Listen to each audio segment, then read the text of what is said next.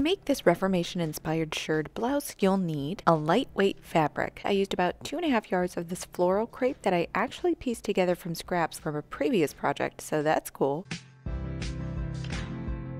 You'll also need shirring elastic. I think I used about 3 spools total.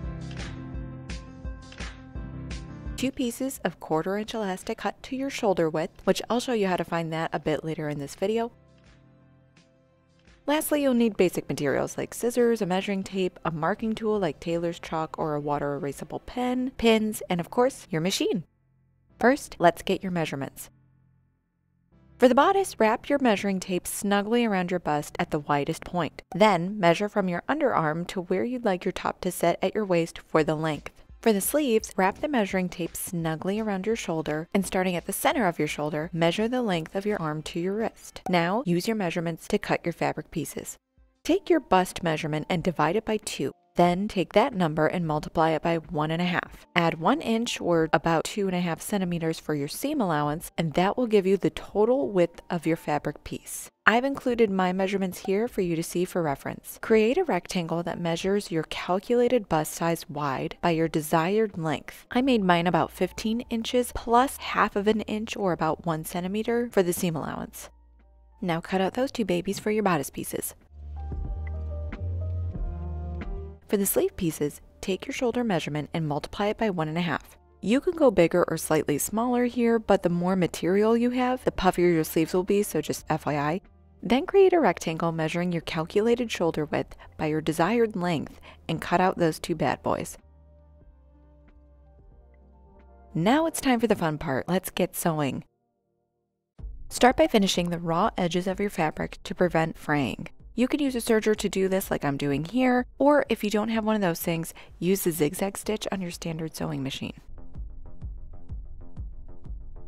Let's sew the bodice. Lay your 2 fabric rectangles together, right sides facing, and pin them in place. Next, sew the side seams using a 1/2 inch or approximately 1 centimeter seam allowance.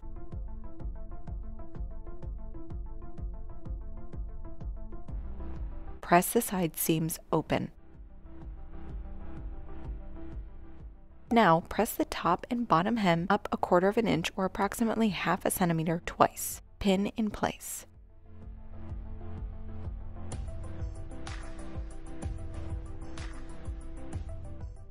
Sew all around both the top and bottom hems of your bodice close to the opened edge of the fold. Your bodice should now look something like this. Now at this point in time, it's really important that both of your kids get the flu, so you need to immediately stop what you're doing and, go take care of that.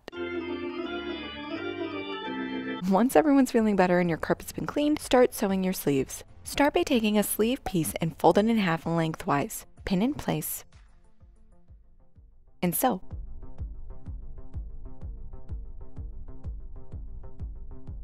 Press the side seams open.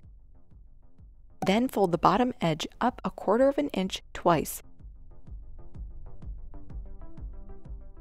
Press, pin, and sew along the hem close to the opened edge. Now fold the top of the sleeve up 1/4 inch and press. Then fold it again 1/2 inch and press. Pin in place and sew along the opened edge, making sure to leave enough space to feed your elastic through. Using something like a bodkin or a safety pin, attach it to your elastic and feed it through the channel you just created at the top of the sleeve, making sure not to get it twisted as you do so.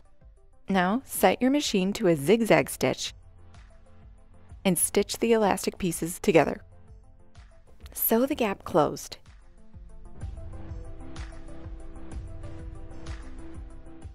Repeat these same steps for your other sleeve and then set up your sewing machine for shirring.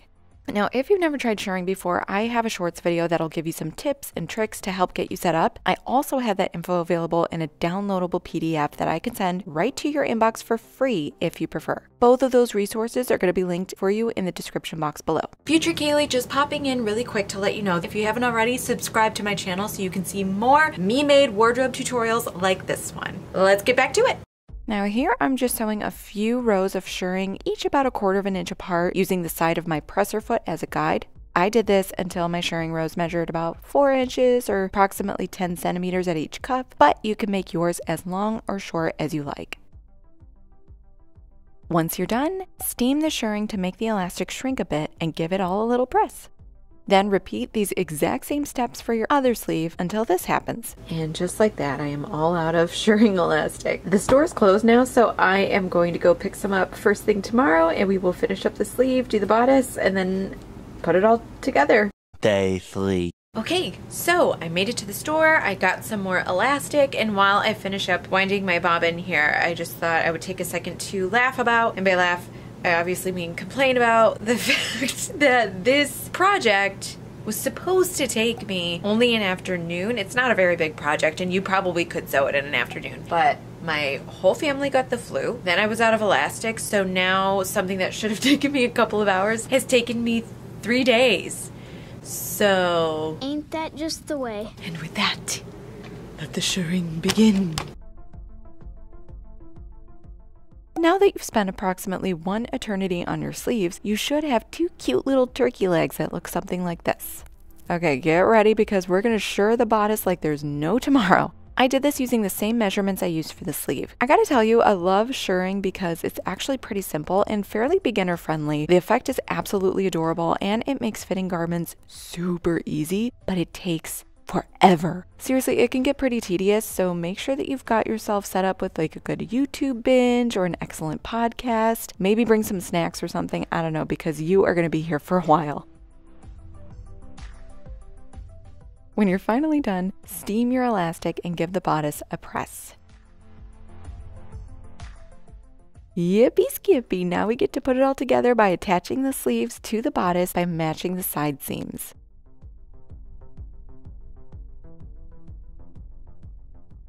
Sew the sleeves to the bodice about 4 inches or 10 centimeters relatively close to the opened edge. It's important to try to keep things a little even here, so be sure to sew about 2 inches on either side of the seam.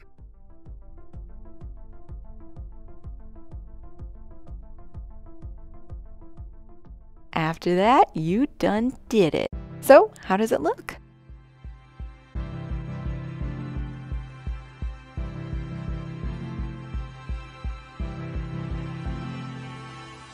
I gotta say, for just a couple of fabric scraps and some elastic, this top definitely gives off the same romantic vibes as the $148 Reformation top, so I'm pretty pleased with myself right about now.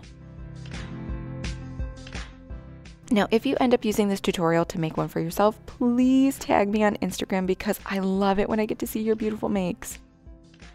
Now that I got you addicted to shirring, you need to check out this tiered dress DIY because, I mean, come on, who doesn't love a good dress with pockets? Anyway, thank you so much for watching this far. I love you and appreciate you for doing that. And if you're not already, please consider subscribing to my channel because I post handmade wardrobe videos like this every single week, and it really helps me to keep making content like this. So thank you so much in advance for doing that. I'll see you over in the next video, and as always, happy making. Bye, guys.